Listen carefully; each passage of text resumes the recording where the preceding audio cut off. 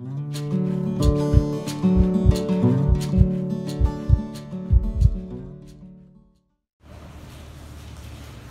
livro de Atos, como você já sabe, foi escrito por Lucas. E o Lucas, ele era historiador, além de médico, e ele se converteu em uma das viagens missionárias de Paulo, porque quando o Lucas ouviu a pregação de Paulo, ele ficou fascinado por Jesus a quem Paulo pregava. Então ele tem a ideia de ir para Cesareia, ir para Jerusalém, e por ser historiador, ele entrevistava as pessoas, falando, perguntando acerca dos fatos, como tudo aconteceu. Então ele escreve um evangelho que leva o seu nome, além de escrever o livro de Atos, onde ele registra os principais acontecimentos dos 30 primeiros anos da história da igreja do primeiro século. E no capítulo 8, ele começa falando da perseguição da igreja, um período difícil, que apesar das suas dificuldades, a igreja crescia, porque aqueles que eram dispersos, que fugiam para não ser mortos por causa da fé no Salvador do mundo, onde eles iam, eles anunciavam a Jesus. O Lucas, ele fala também do evangelho sendo pregado em Samaria, e eu quero meditar na história que ele narra, falando da conversão de um homem etíope, um homem que ele vai a Jerusalém e ele vai participar de uma reunião. Eu não sei de que modo ele participa dessa reunião, porque ele era etíope e os eunucos eram castrados. E lá em Deuteronômio capítulo 23, versículo 1, os estrangeiros, os eunucos, eram proibidos de participar das reuniões, das assembleias dos judeus. Mas de alguma maneira ele participa. E quando ele está regressando, está voltando, ele está na sua carruagem lendo o livro do profeta Isaías. E o Espírito Santo, que é o agente atuante no processo de conversão, ele fala a Filipe para que Filipe vá até onde está aquele eunuco. E quando Filipe se aproxima, Filipe ouve, percebe que ele está lendo o profeta Isaías e pergunta a ele: você está entendendo o que você está lendo? E aí o eunuco diz: mas como é que eu vou entender se ninguém me ensinar? E aí então Filipe entra naquela carruagem e, começando daquela escritura, Filipe vai anunciar aquele eunuco Jesus Cristo. Entenda, esse eunuco, ele era um homem de boas intenções, ele tinha boas convicções religiosas, porque ele está voltando de uma adoração. Porém, as nossas boas convicções religiosas não salvam. Então, ele vai ouvir o evangelho, ele vai ouvir Filipe falar acerca do texto que ele estava lendo. E eu quero ler com você Atos capítulo 8, vamos ler a partir do versículo 35. Está escrito assim: então Filipe, abrindo a boca e começando nesta escritura, lhe anunciou a Jesus. E indo eles caminhando, chegaram ao pé de alguma água, e disse o eunuco: eis aqui água, que impede que eu seja batizado? E disse Filipe: é lícito, se crês de todo o coração. E respondendo ele disse: creio que Jesus Cristo é o Filho de Deus. E mandou parar o carro, e descendo ambos a água, tanto Filipe como o eunuco, e o batizou. Amém? Curva a sua cabeça, feche os teus olhos, por favor.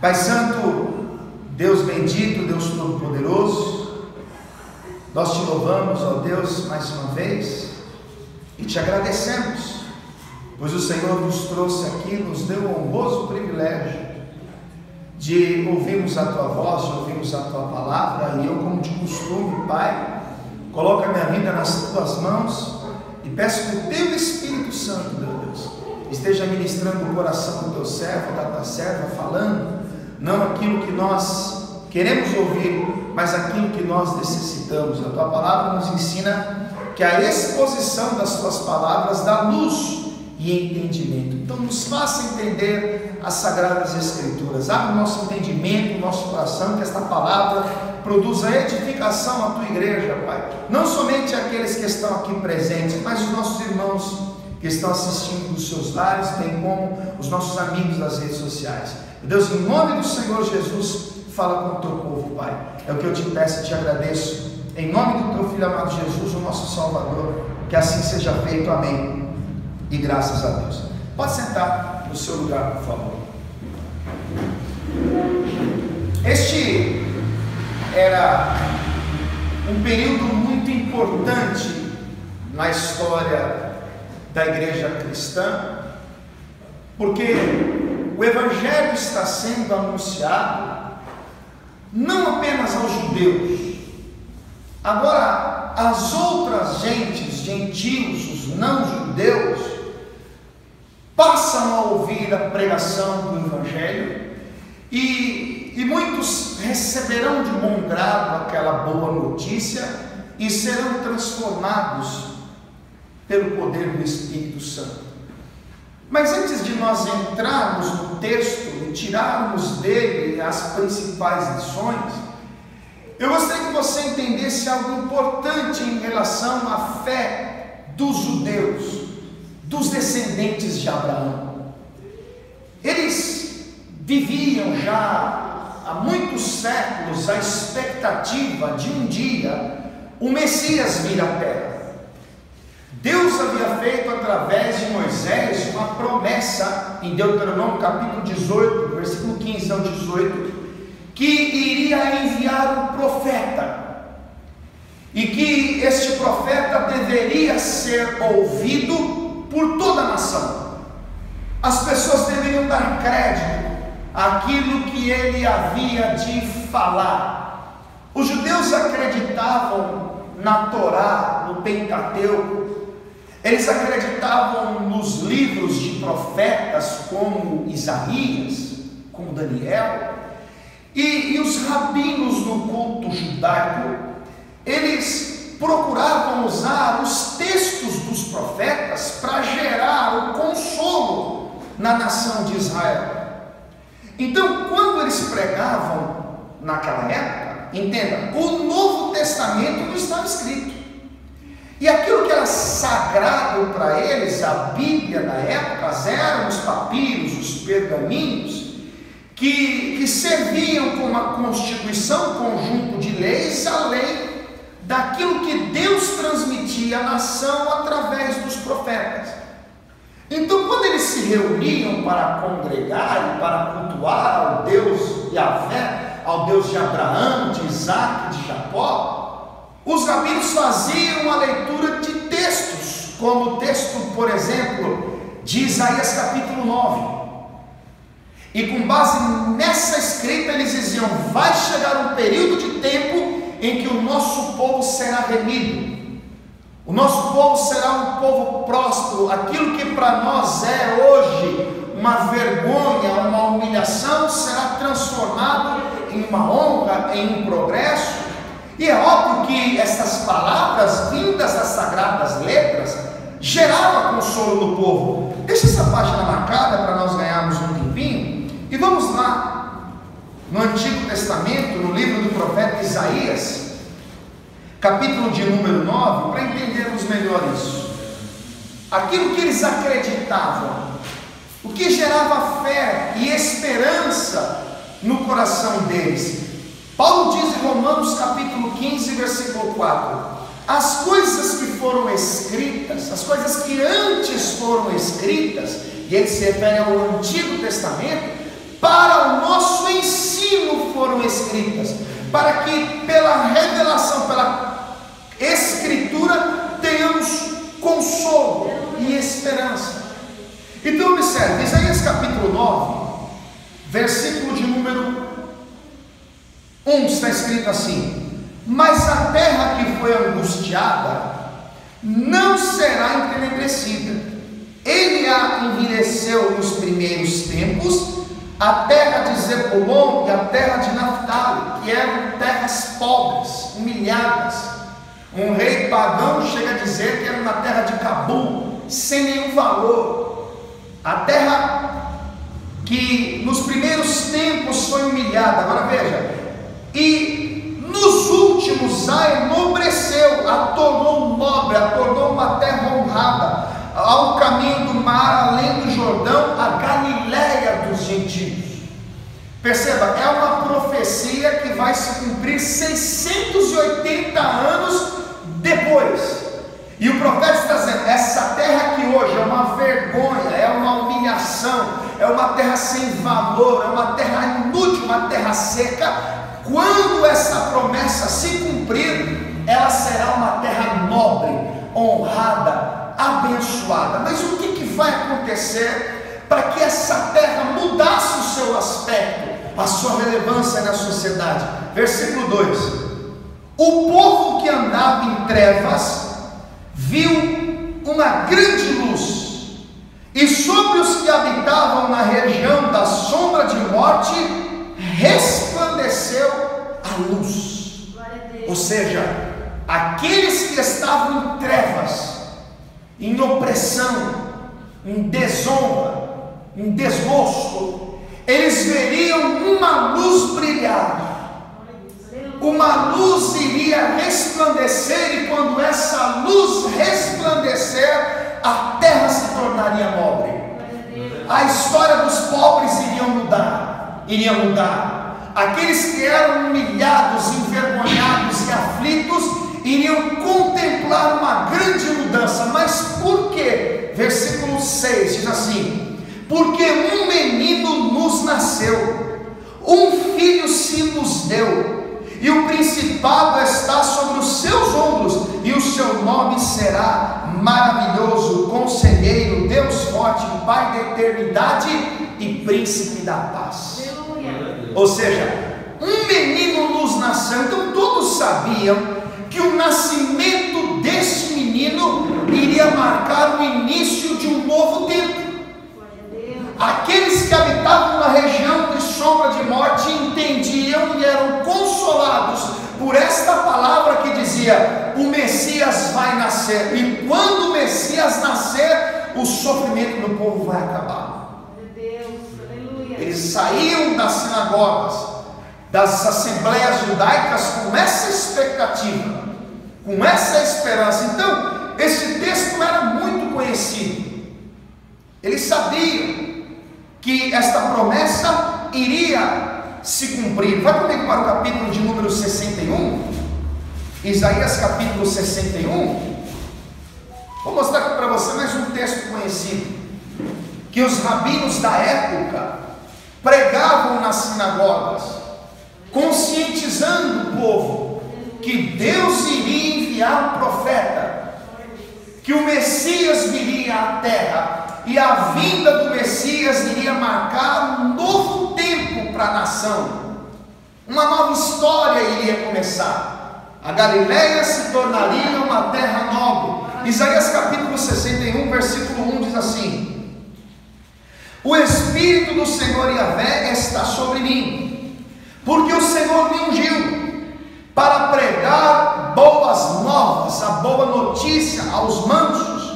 Enviou-me a restaurar os contritos de coração, a proclamar liberdade aos cativos, aqueles que viviam no mundo de trevas, a abertura de prisão aos presos, a apregoar o ano aceitável do Senhor, o tempo da graça, o tempo da salvação, onde o Messias seria enviado à terra. E então os judeus, ao ouvirem os rabinos lerem um texto como esse e explicarem o seu significado, eles viviam com o coração cheio de esperança. Por isso que eu citei Romanos 15:4, para que pela Escritura tenhamos consolo e esperança. Então, aquele que estava cativo, oprimido, aquele que habitava na sombra da morte, aquele que tinha uma vida de desgosto, ele encontrava nessa Escritura a esperança de dias melhores, porque Deus está prometendo enviar o Messias. enviar a solução dos problemas da nação, enviar o Salvador, enviar o Consolador. Então eles esperavam um Messias poderoso, que tivesse o mesmo aspecto de Davi, que se vestisse tão bem como Salomão, que fosse tão poderoso diante dos homens como os reis de Israel eram. Mas entenda, havia um outro texto que falava acerca de Jesus, mas que os judeus não acreditavam que o profeta descrevia o Messias. Vá comigo para o capítulo 53 de Isaías. Isaías capítulo 53, e entenda isso. Eles esperavam um Messias político. Eles esperavam um varão de guerra, que viesse para colocar um ponto final na opressão que Roma exercia sobre a religião judaica. Só que o mesmo Deus que diz no capítulo de número 9, que a luz iria brilhar aos que estão em trevas, que os que habitavam na região de sombra da morte veriam a luz brilhar, o mesmo Deus que em Isaías 61 vai dizer que ele viria para pregar a boa notícia, para anunciar o ano aceitável, o mesmo Deus apresenta um servo sofrido, com uma vida simples, que não tinha parecer nem formosura, que não era desejável aos olhos da nação. Observe o que está escrito no versículo de número 3. Vamos a partir do 1. Isaías 53, a partir do 1. Quem deu crédito à nossa pregação? E a quem se manifestou o braço do Senhor? Porque foi subindo como renovo perante ele, e como raiz de uma terra seca. Não tinha parecer nem formosura, e olhando nós para ele, nenhuma beleza havíamos para que o desejássemos. Era desprezado, e o mais indigno entre os homens, homem de dores, experimentado nos trabalhos, e como um de quem os homens escondiam o rosto, era desprezado, e não fizemos dele caso algum. Então perceba, uma profecia feita na mesma época, que se referia ao mesmo Messias, ao mesmo servo, que viria para ser a luz, que viria para trazer o consolo. Jesus diz em João 8,12: eu sou a luz do mundo, quem me segue não andará em trevas, mas terá a luz da vida. Mas os judeus não esperavam que o Messias viesse de Nazaré, de um território tão pobre. Poderia vir alguma coisa boa de Nazaré? Disse um dos discípulos.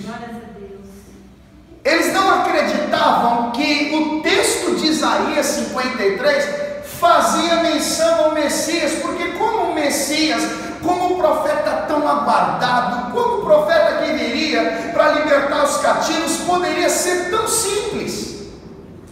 Como poderia ser um homem sem formosura, sem nenhum parecer? Olha o que está escrito no versículo de número 4: verdadeiramente ele tomou sobre si as nossas enfermidades, e as nossas dores levou sobre si, e nós o reputamos por aflito, ferido de Deus e oprimido. Mas ele foi ferido pelas nossas transgressões e moído pelas nossas iniquidades. O castigo que nos traz a paz estava sobre ele, e pelas suas pisaduras somos sarados. Diga glória a Deus. Glória a Deus. É óbvio que hoje nós temos a revelação. Aleluia, Deus. Colossenses 1,26 diz que Cristo é o mistério que estava em oculto, mas naquela época eles não tinham. Nós estamos lendo um texto que foi escrito 680 anos antes do seu cumprimento. Deus deu uma visão a Isaías, e ele vê um homem sendo castigado, torturado, julgado, desprezado, ferido, oprimido, um homem todo arrebentado. Ele não tinha aspecto de rei, ele não estava estava num cavalo branco, rodeado por um exército. Era um homem humilde, um homem simples, que está sendo vítima de uma injustiça. E aí observa o versículo de número 7. Ele foi oprimido, mas não abriu a boca. Como um cordeiro foi levado ao matadouro, e como ovelha muda perante os seus tosqueadores, ele não abriu a boca. Então, naquela visão, Isaías está vendo um homem sofrendo, padecendo, sendo punido, vítima de um ódio, mas ele não falava nada, ele ficava quieto, ele não abria a boca. As pessoas julgavam, apontavam, escarneciam, zombavam, mas ele todo ferido, machucado, oprimido, ele não abria a boca, ele ficava quieto. Entenda, isso é uma profecia. Os judeus rabinos, que exploravam os textos de Isaías, falando acerca da vinda do Salvador, usavam o texto de Isaías 35, usavam o texto de Isaías 61, usavam o texto de Isaías 9, mas não usavam este, porque para eles essa escrita não fazia menção ao Messias que haveria de vir à terra. E aí vão se passar 680 anos, e durante este período de tempo os judeus congregavam, os judeus cultuavam. Eles viviam a mesma expectativa: Deus vai cumprir sua promessa, um menino vai nascer, Deus vai remir o seu povo, Deus vai salvar Israel, Deus vai tirar os cativos do cativeiro, Deus vai acabar com a opressão dos mais simples. E Deus de fato cumpre a promessa, porque em Belém da Judéia nasceu um menino esperado.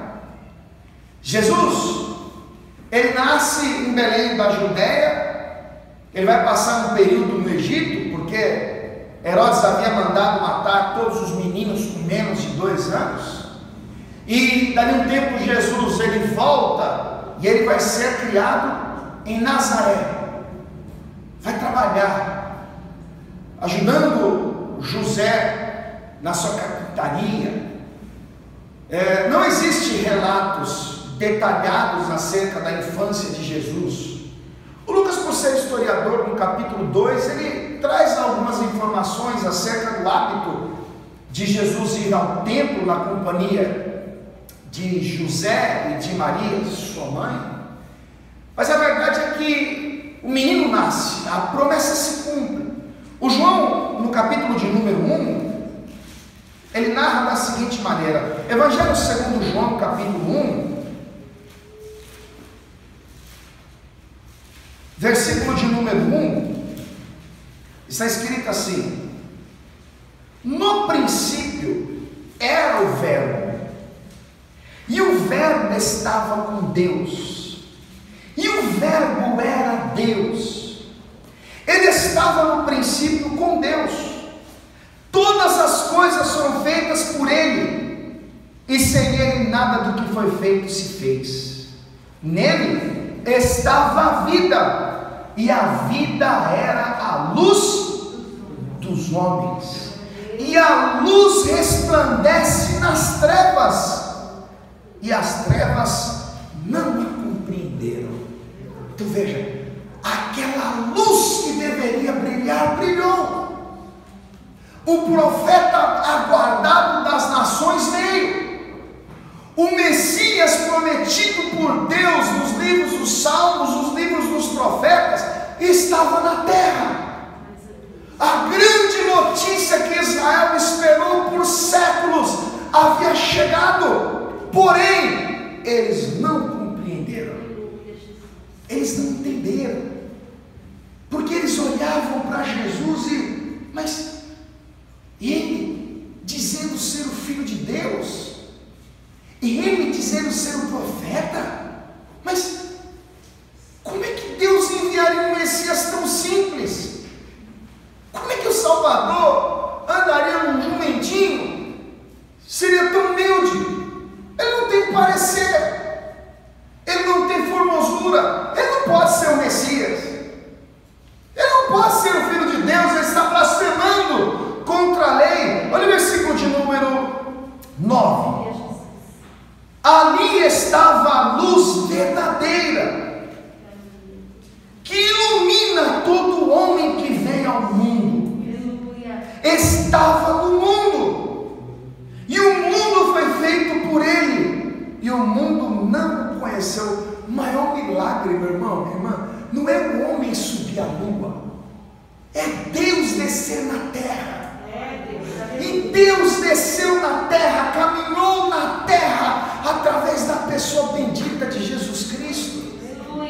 Mas não deram crédito à sua pregação. Olha o versículo de número 11: veio para o que era seu, e os seus não o receberam. Ele fala dos judeus, ele veio para salvar, porque a promessa a princípio foi feita por Deus ao povo judeu, ao seu povo.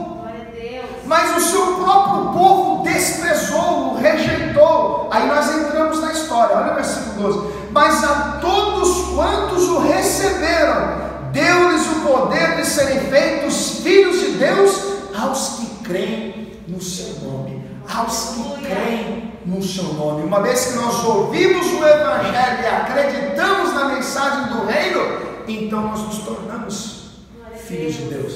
Mas os judeus não creram.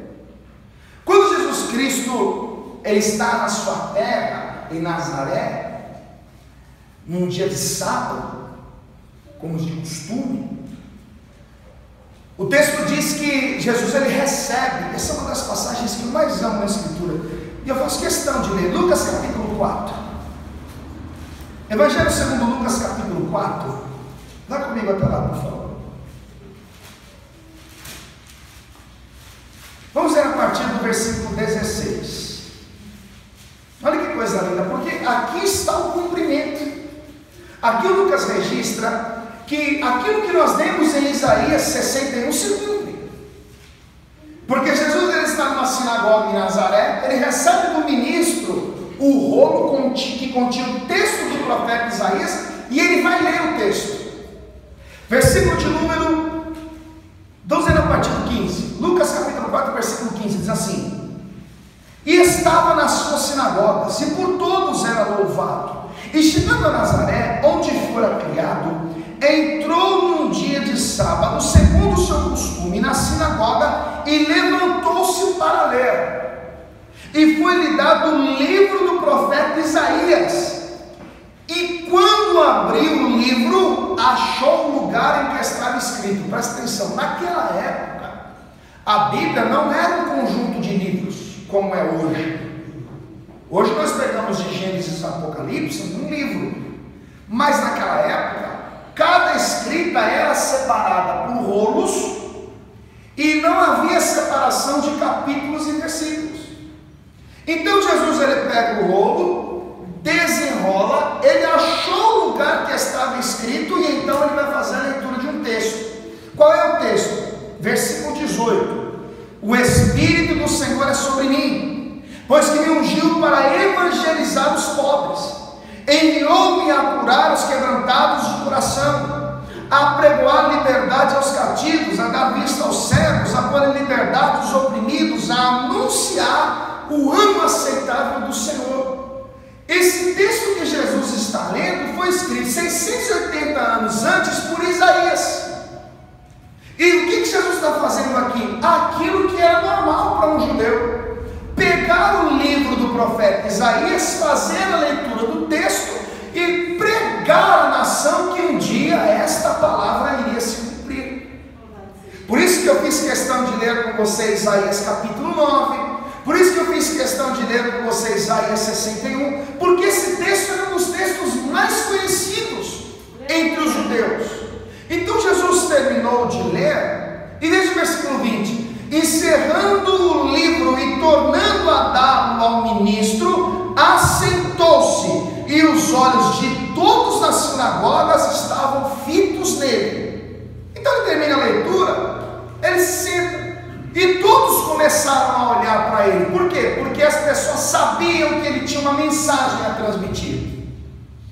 Talvez alguns até pensaram: eu sei o que ele vai falar. Ele vai falar que o Messias vai vir, ele vai falar que Deus vai visitar o seu povo, Ele vai falar que Deus vai cumprir a sua promessa, que os cegos verão. Ele vai falar que os que estão cativos serão libertos. Talvez as pessoas já imaginaram que Jesus iria falar com base no texto que ele acabou de ler, porque uma pregação consiste em ler, explicar e aplicar. Então eles ficaram com os olhos fitos em Jesus, assim como você me olha agora. Só que o que Jesus falou em seguida vai surpreender todos eles. Veja o que está escrito no versículo de número 21. Então começou a dizer-lhes: hoje se cumpriu esta escritura em vossos ouvidos. Diga glória a Deus. O que Jesus está querendo dizer? Olha, essa história de que o Messias virá, essa história de que Deus vai enviar um profeta, o fato de que Deus vai visitar o seu povo e que vocês ouvem há anos, não precisa mais ser pregado por um simples motivo. Qual? Essa profecia está se cumprindo agora. Em outras palavras, o que Jesus está dizendo? Eu sou o profeta que deveria vir. Eu sou aquele que Moisés profetizou. Eu sou aquele que o salmista do Salmo 22 profetizou. Eu sou o cumprimento das profecias de Isaías. Eu sou o Messias. Mas as pessoas conheciam Jesus. Alguns vão dizer: mas peraí, ele não é um carpinteiro? Ele não é filho de José? E os seus irmãos não estão conosco, não são conhecidos? E eles vão rejeitar Jesus, porque eles não deram crédito àquela pregação. Eles não acreditavam que Jesus seria o Messias. Por isso que em João 4, no versículo 44, diz que o profeta não tem honra na sua pátria.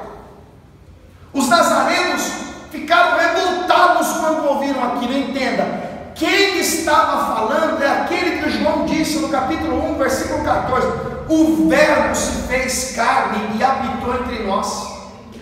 Era o próprio Deus que estava naquela sinagoga. Foi o próprio Deus que leu aquele texto. Foi o próprio Deus que disse: essa escritura está se cumprindo. Ele veio para os que eram seus, mas os seus não o receberam. Eles fizeram planos para matar Jesus, porque não acreditaram na sua palavra. Aí veja o que está escrito no versículo de número 28. E todos na sinagoga, ouvindo essas coisas, se encheram de ira. E levantando-se, o expulsaram da cidade e o levaram até o cume do monte, em que a cidade deles estava edificada, para dali o precipitarem. Por que eles não acreditaram em Jesus? Por causa da sua simplicidade, por causa da sua humildade, por causa do lugar simples em que ele foi criado, da família humilde que ele pertencia. Eles esperavam um Messias com poder e grande glória. Eles esperavam um Messias montado num cavalo poderoso, que viesse com um exército forte para destruir o Império Romano. Mas Jesus não veio assim. Ele esvaziou-se a si mesmo, tomando a forma de servo e fazendo-se semelhante aos homens. Então Jesus vai começar a ser perseguido severamente, mesmo operando sinais. Os leprosos chegavam próximo a Jesus e eram limpos. Os cegos eram curados e passavam ou voltavam a enxergar. Os coxos caminhavam com perfeição, os paralíticos saltavam e andavam. Mortos eram ressuscitados. Jesus, com a sua palavra, ele pregava e as pessoas ficaram admiradas com a autoridade que ele tinha. Ficaram perplexos com os sinais que Jesus operava. Mas quanto mais Jesus operava, quanto mais sinais ele produzia, maior era a perseguição contra ele. Porque a Suprema Corte Religiosa ficava enciumada com a quantidade de pessoas que se aglomeravam ao redor dele. E você conhece a história. Ele vai preparar aqueles 12 homens de confiança, revelando mistérios do reino, dando a eles a missão de levar a mensagem da cruz adiante.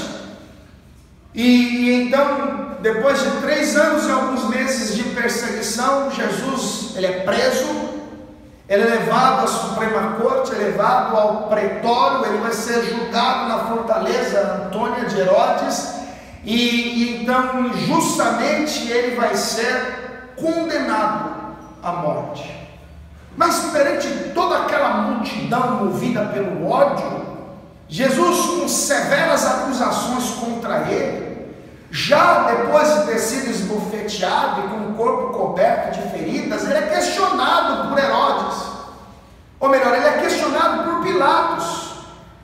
Mas Pilatos fica impressionado porque, apesar das tantas acusações, Jesus não falava nada. Vá comigo para Mateus capítulo 27, rapidamente. Evangelho segundo Mateus capítulo 27.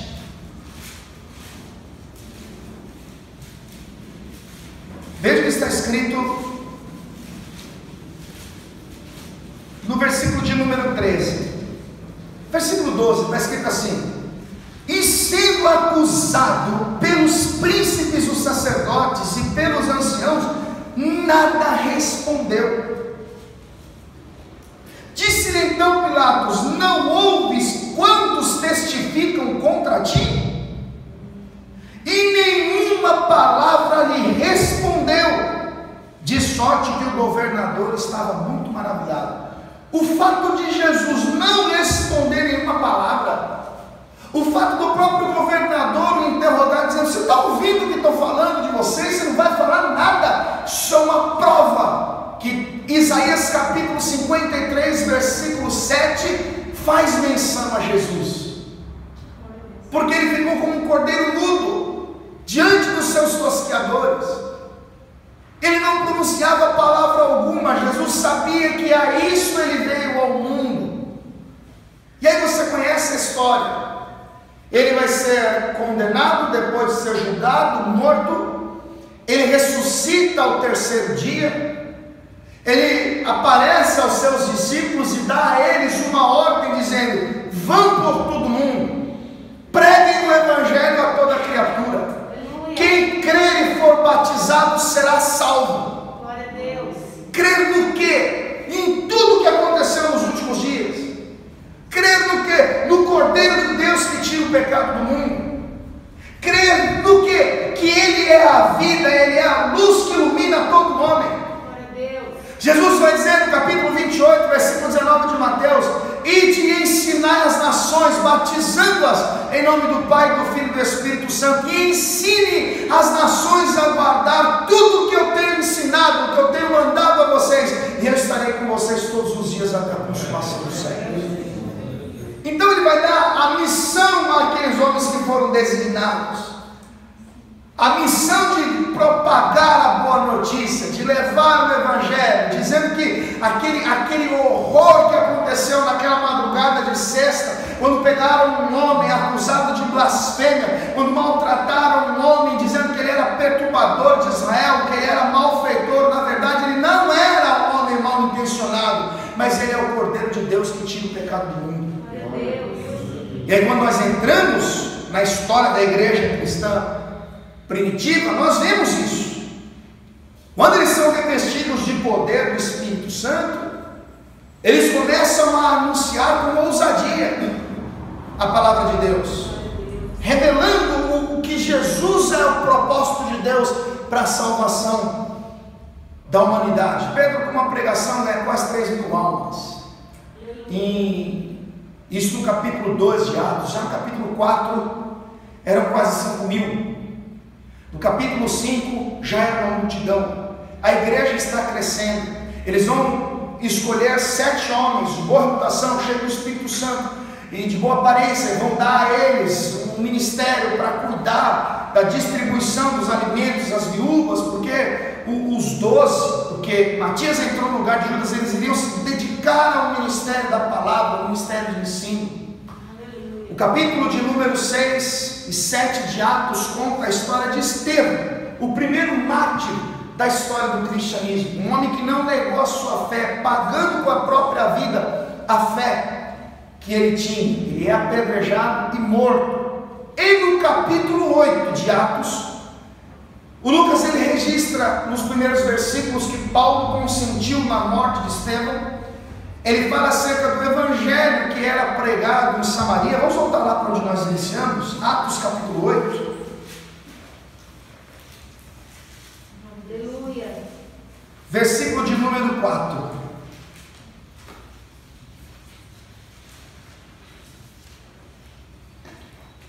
Está escrito assim, vamos ler o 3.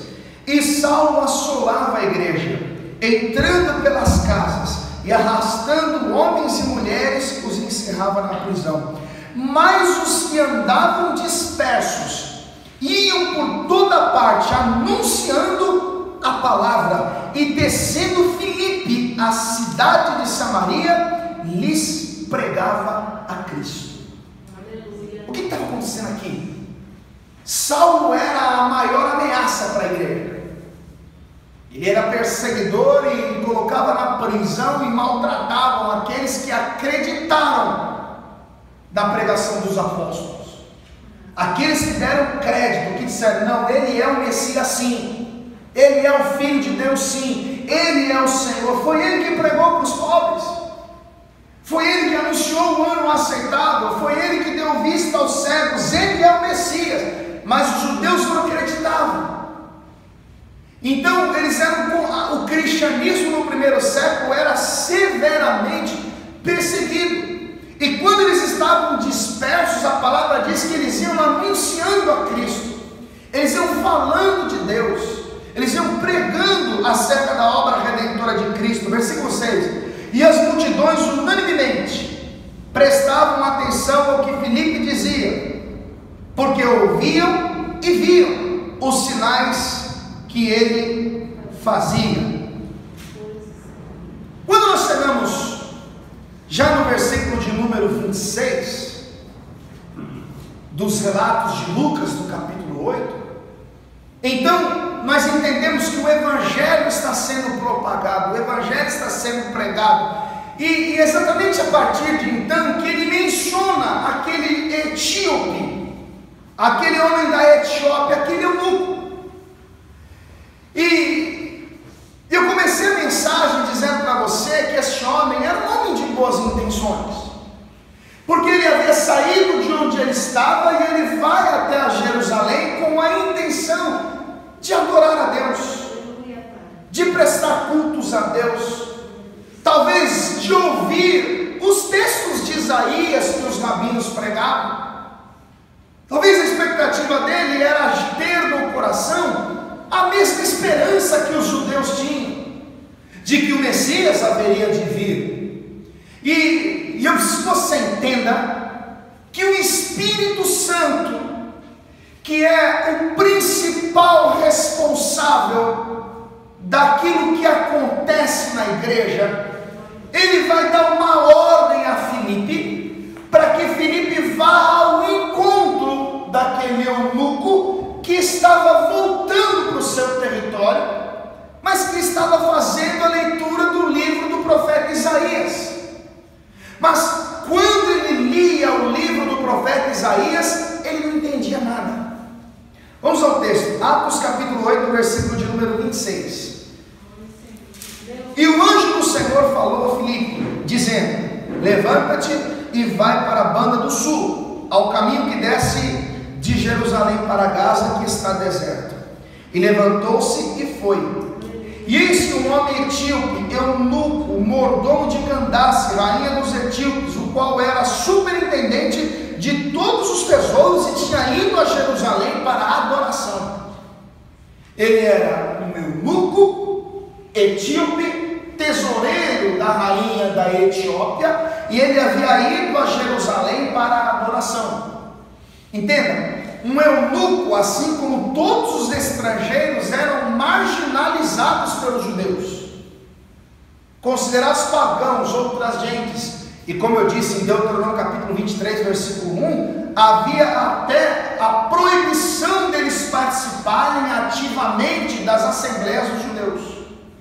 E esse camarada, com tantas implicações, ele vai até Jerusalém porque ele queria participar da adoração, e agora ele está regressando, voltando. Versículo de número 28. Regressava e assentado no seu carro, lia o profeta Isaías. Lia o profeta Isaías. O que ele está lendo? A palavra de Deus. Aleluia. A Bíblia que eles tinham na época. Aquilo que eles entendiam ser a revelação de Deus para os dias deles. Aí olha o versículo 29. E disse o Espírito a Filipe: chega-te e ajunta-te a este carro. E correndo Filipe, ouviu que lia o profeta Isaías e disse: entendes tu o que lês? Presta atenção, porque eu dei toda essa volta para chegar aqui. A pergunta que Filipe faz é muito simples: você está entendendo o que você está lendo? Porque é importante nós entendermos que o propósito da pregação do Evangelho é te fazer entender o plano de Deus para a nossa salvação. E a grande maioria das pessoas que leem as Sagradas Escrituras não entendem. A pergunta de Filipe, ela nos revela isso, porque ele faz uma pergunta: você está entendendo o que você está lendo? Você está compreendendo o que você está lendo? Aí veja a resposta dele, versículo 31.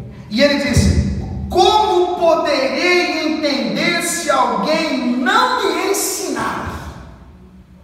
Aleluia. Então, apesar das suas boas convicções religiosas, apesar de estar voltando de uma reunião de adoração, ele não tinha entendimento. E aí você precisa parar e pensar que o que promove, o que produz a libertação é o conhecimento da verdade. Aleluia.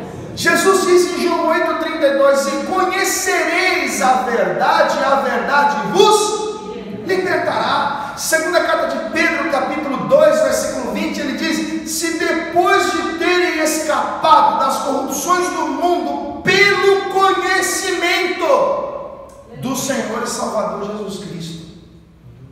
Entendimento, conhecimento. Ele não estava entendendo nada. Como é que eu vou entender se ninguém me explicar? Como é que eu vou entender se ninguém me mostrar? Entenda, a deficiência da igreja atual está aqui.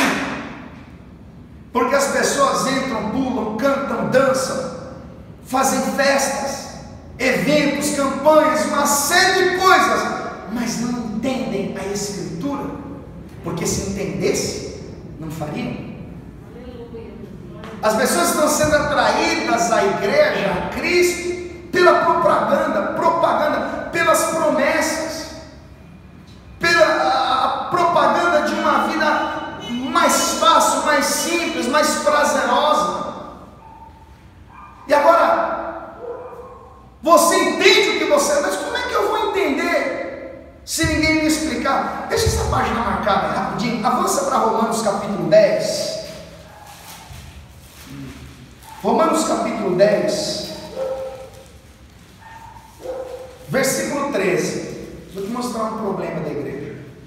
Romanos capítulo 10, versículo 13, está escrito assim: porque todo aquele que invocar o nome do Senhor será salvo. Como, pois, invocarão aquele em quem não creram? Ou seja, para invocar preciso crer. Porque como é que eu vou invocar quem eu não creio? Aí veja, versículo 14: e como crerão naquele de quem não ouviram? Como é que eu vou acreditar naquilo que eu não ouvi? E como ouvirão se não há quem pregue? Opa, aquele que invocar será salvo. Mas como invocar se não crer? E como crer se não pregar? Eu disse aqui na reunião de quarta que as pessoas têm fé na fé que tem. Se você perguntar para alguém: você crê? Crê no quê? Eu creio no milagre, eu creio na resposta, eu creio na promessa, eu creio na porta aberta, eu creio nisso, eu creio naquilo. Mas a ideia do Evangelho não é crer nessas coisas. Um dia uma pessoa chegou para mim e contou um sonho que fulano teve, e contou, falou: você crê? Eu falei: eu creio na palavra. O meu dever como servo de Deus é acreditar na obra redentora de Jesus Cristo, e não acreditar em tudo que os outros falam. Porque nós temos uma dificuldade na igreja, em que a partir do momento em que você não acredita nessas fantasias que as pessoas constroem, você é incrédulo para elas. Mas olha o que Paulo está dizendo: aquele que invocar será salvo. Mas como é que vai invocar alguém que não crê? E como é que vai crer se ninguém pregar? O que está faltando nas igrejas hoje? A pregação do Evangelho. As pessoas precisam ouvir a verdade. O pecador precisa ter a sua consciência de que o propósito de Deus ao enviar o seu Filho foi salvar a humanidade perdida, foi apresentar o seu plano de redenção, como João escreveu. Deus enviou o seu Filho ao mundo, não para condenar o mundo, mas para que o mundo fosse salvo por ele. Quem nele crer está salvo, quem não crer está condenado. Mas a questão é: como crerão se não há quem pregue? Por isso que o diabo, quando quer destruir uma congregação, não precisa fechar a porta, não precisa jogar bomba, explodir, não. Ele muda o ensino, ele corrompe o coração do pregador, e ao invés de pregar Jesus como redenção, como redentor dos pecados da humanidade, ele apresenta um Jesus que dá tudo que as pessoas querem, o Jesus que dá dinheiro para todo mundo, o Jesus que realiza sonhos de todo mundo, um Jesus que oferece uma vida terrena, farta, próspera e abençoada. Mas não foi isso que Deus mandou fazer, não foi isso que Jesus mandou fazer. Então a questão é: como acreditar se não há quem pregue? Como crer? Como invocar aquele que nós não ouvimos? Por isso que a grande maioria das pessoas tem uma fé de tabela. Ela crê porque o irmão falou, ela crê naquilo que ouviu do outro, mas as pessoas não se relacionam com Deus com base na sua palavra. É o que Paulo está querendo mostrar: aquele que invocar será salvo. Mas invocar como se não crer? E crer como se não há quem pregue? Então, entenda o propósito do Espírito Santo. Foi ele que falou: Filipe, vai lá onde está aquele cara. E aí quando o Filipe chegou lá: você está entendendo o que você está lendo? Como é que eu vou entender se ninguém me ensinar? Aí o eunuco vai dizer: só daí, volta lá para Atos capítulo 8. Atos capítulo 8, versículo 30. E correndo Filipe ouviu que lia o profeta Isaías e disse: entendes tu o que lês? E ele disse: como poderei entender se alguém não me ensinar? E rogou Filipe que subisse com ele e se assentasse. Agora olha só que coisa interessante, versículo 32. E o lugar da escritura que lia era este: foi levado como ovelha para o matadouro, e como está mudo o cordeiro diante do que o tosquia, assim não abriu a boca. O que o eunuco está lendo? Isaías 53, 7. Mas ele não está entendendo nada. Como um homem mudo, como uma ovelha que não abriu a boca, foi levado para o matadouro. Olha o 33. Na sua humilhação foi tirado o seu julgamento. E quem o contará à sua geração? Porque a sua vida é tirada da terra. E respondendo o eunuco a Filipe disse: rogo-te, de quem diz isto o profeta? De si mesmo ou de um outro? Então o eunuco está lendo e não está entendendo nada. Como assim? Uma pessoa está morrendo, está sendo tratado como uma ovelha no momento do seu abate, e ele não fala nada. Mas peraí, esse cara está falando dele mesmo? Ou ele está se referindo a alguém? Aí surgiu a oportunidade de Filipe fazer aquilo que ele foi chamado por Deus a fazer. Surgiu a oportunidade dele introduzir uma semente no coração daquele eunuco. E aí você deve entender o seguinte, versículo de número 35, porque agora o eunuco perguntou para o Filipe: você está entendendo o que ele está dizendo? Ele está falando dele ou de outro? O Filipe sabia, porque o Filipe era cristão. Então o Filipe conhecia a história. Tudo que havia acontecido com Jesus ainda estava muito fresco na memória de todos eles. Então, como é que Filipe vai evangelizar? Versículo de número 35. Então Filipe, abrindo a boca e começando nesta escritura, lhe anunciou Jesus. Começando nessa escritura. Qual é o instrumento de evangelização que Filipe vai usar? É o sonho que ele teve? É a experiência pessoal? Ele vai falar da sua transformação, dos milagres que ele viveu? Não! Porque a fonte que revela a Cristo não é as historinhas do pastor, não é as experiências do pastor, mas o que revela a Cristo é a Escritura, é a sua palavra. João 5,39, Jesus disse: examinais as Escrituras, porque vós cuidais ter delas a vida eterna, e são elas que de mim testificam. Eu não preciso falar de mim, eu preciso falar da palavra. Começando nessa escritura. E escuta isso: quando Jesus morreu e ressuscitou, o Lucas narra no capítulo 24 que estavam dois discípulos indo no caminho de Emaús e conversando entre si acerca daquilo que havia acontecido. Talvez nossa, mas que tortura, que coisa terrível, que injustiça. Mataram a Cristo, assassinaram a Cristo, Ele era a nossa esperança. Aí Jesus aparece entre eles e pergunta: por que vocês estavam conversando no caminho? E eles não entenderam que era Jesus que fazia aquela pergunta. Então eles vão dizer: mas você por acaso é um peregrino? Você não está por dentro do que aconteceu em Jerusalém? Que assassinaram Jesus de Nazaré, um homem rico em obras, e ele era a nossa esperança, mas agora já se passaram 3 dias e ele não ressuscitou. Vamos aqui para Lucas capítulo 24, rapidinho. Lucas capítulo 24, versículo de número 25. Eles não haviam reconhecido que era Jesus. Aí Jesus vai se revelar. Jesus vai dizer quem Ele é e que Ele ressuscitou. Lucas 24, versículo 25, Jesus diz assim: honestos e tardos de coração para crer tudo o que os profetas disseram, porventura não convinha que o Cristo padecesse essas coisas e entrasse na sua glória? Agora, olha como Jesus vai falar de si mesmo. Olha como Jesus vai contar a sua própria história. Versículo 27. E começando por Moisés e por todos os profetas, explicava-lhes o que dele se achava em todas as Escrituras. Jesus vai falar de si.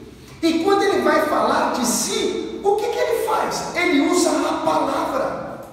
Ele usa a palavra dizendo: então Moisés lançou um lenho verde, e quando ele lançou aquele lenho, as águas não ficaram doces. Eu sou o lenho, sou eu que transformo as águas amargas em águas doces.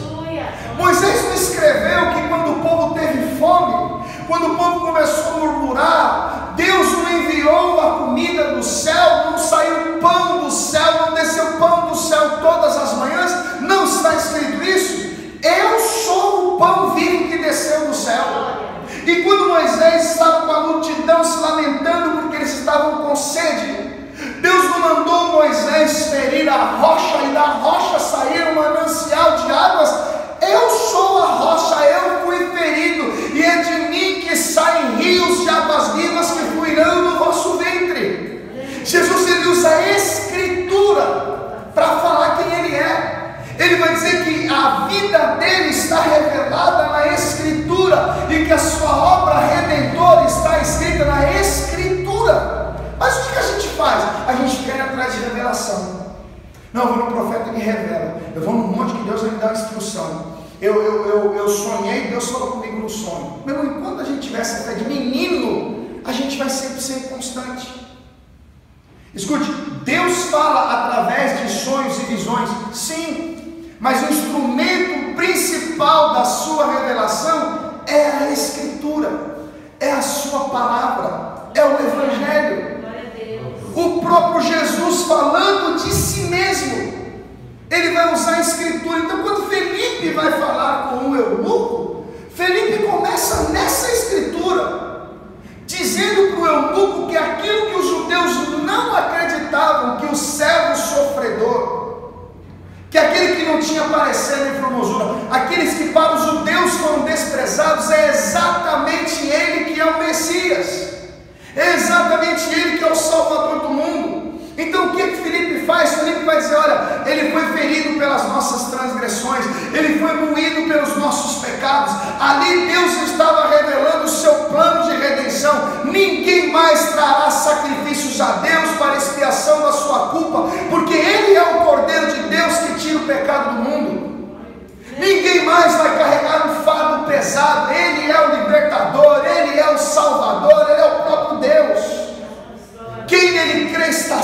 Paulo, o amor dele nos constrange, julgando nós assim, que ele morreu por todos, para que todos os que vivam não vivam mais para si, mas vivam para aquele que por ele morreu e ressuscitou.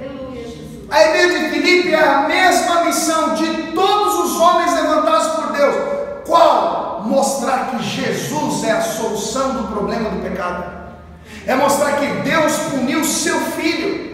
O castigo que estava reservado para mim, o castigo que estava reservado para você, Deus colocou a sua ira no seu filho. Para quê? Para nos isentar da culpa, para nos desculpar, para nos tirar a culpa, para que em Cristo nós encontrássemos a graça redentora dos nossos pecados. Essa é a mensagem do Evangelho.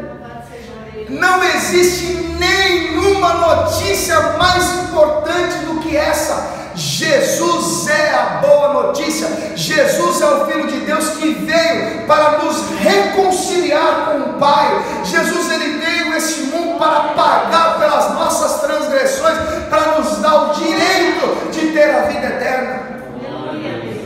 Não existe notícia melhor que essa. E é isso que Filipe precisa deixar bem claro.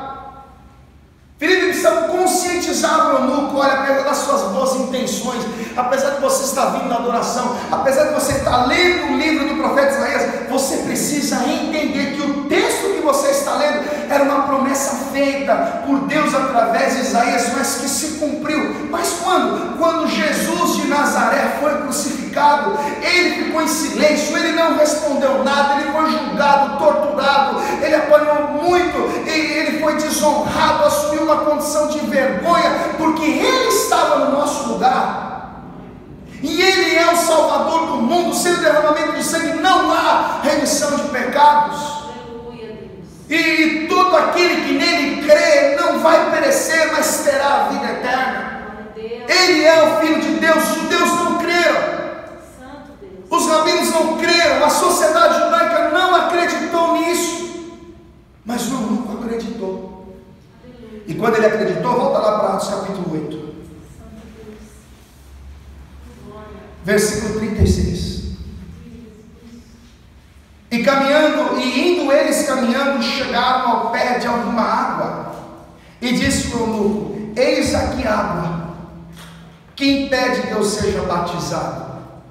E disse Filipe: é lícito, se crês de todo o coração. Crê no quê? No que eu acabei de pregar. E como é que você vai invocar se você não ouvir? E como é que você vai ouvir se não haver quem pregue? O que Paulo falou se cumpre aqui, porque não entendi, alguém precisa pregar, e para alguém pregar precisa ser enviado. O Espírito Santo enviou Filipe lá. Por isso que eu digo o tempo todo que o agente atuante no processo de salvação, de conversão, não é o homem, é o Espírito Santo. Você não é salvo porque você levanta a mão depois de uma mensagem bonita de um pregador: quer aceitar Jesus? Eu quero, sou salvo. Não, não, não. É o Espírito Santo que faz a obra. Não é o seu gesto, não é a sua bondade, não é as suas convicções religiosas, não é a sua boa intenção.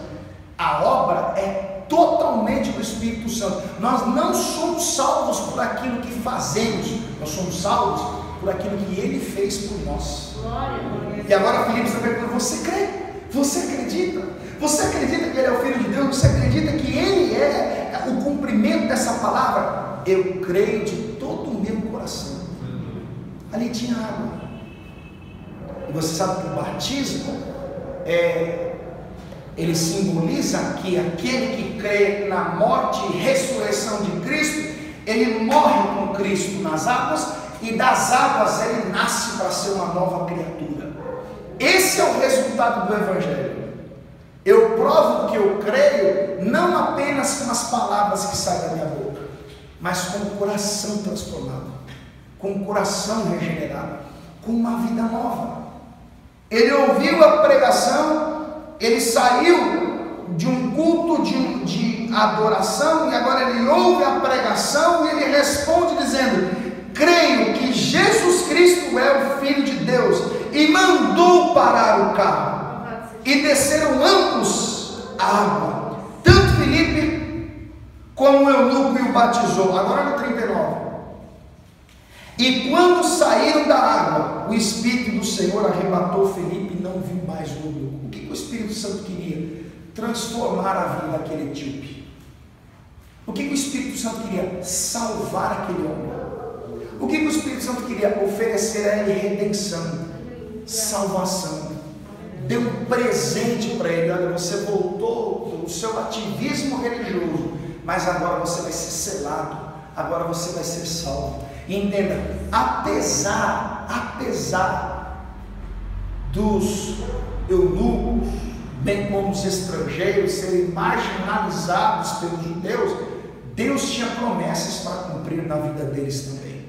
Se você ler o texto de Isaías capítulo 56, para a gente encerrar, Isaías capítulo 56, olha que coisa linda, versículo 3, Deus tinha planos para salvar os não-judeus. Isaías capítulo 56, versículo 3 está escrito assim: e não fale o filho do estrangeiro, que se houver chegado ao Senhor, dizendo, de tudo me apartará o Senhor do seu povo, nem tampouco diga o eunuco, eis que eu sou uma árvore seca, porque assim diz o Senhor a respeito dos eunucos que guardam os meus sábados e escolhem aquilo que me agrada e abraçam o meu conserto. Também lhes darei na minha casa e dentro dos meus muros um lugar e um nome melhor do que o de filhos e filhas. Um nome eterno darei a cada um deles que nunca se apagará. Por que aquele homem estava ali? Porque Deus o trouxe. E o propósito de Deus é assim: talvez você veio porque alguém te convidou, porque o seu pai, sua mãe, seu amiguinho ficou te incomodando, mas não, foi Deus que te trouxe. E quem trabalha para a sua redenção, para a sua regeneração, é o Espírito Santo. É Deus que colocou essa mensagem no coração de um humilde pregador para transmitir para a igreja. Irmão, talvez você esteja esperando a manifestação do poder de Deus com riquezas, com honras, com glórias. Talvez você quer que Deus se manifeste a você, te dando tudo que você sonha, mas você precisa entender: o que Deus tinha que fazer de mais precioso por mim e por você, já foi feito. Ele enviou o seu filho, um homem de dores, desprezado. Não fazíamos dele caso algum, mas ele era tudo que nós precisamos para ser remidos, lavados. Apocalipse 22:14, bem-aventurados aqueles que lavam as suas vestiduras no sangue do Cordeiro, para que tenham direito à árvore da vida e possam entrar nas cidades pelas portas. Toda a igreja fica de pé, por favor.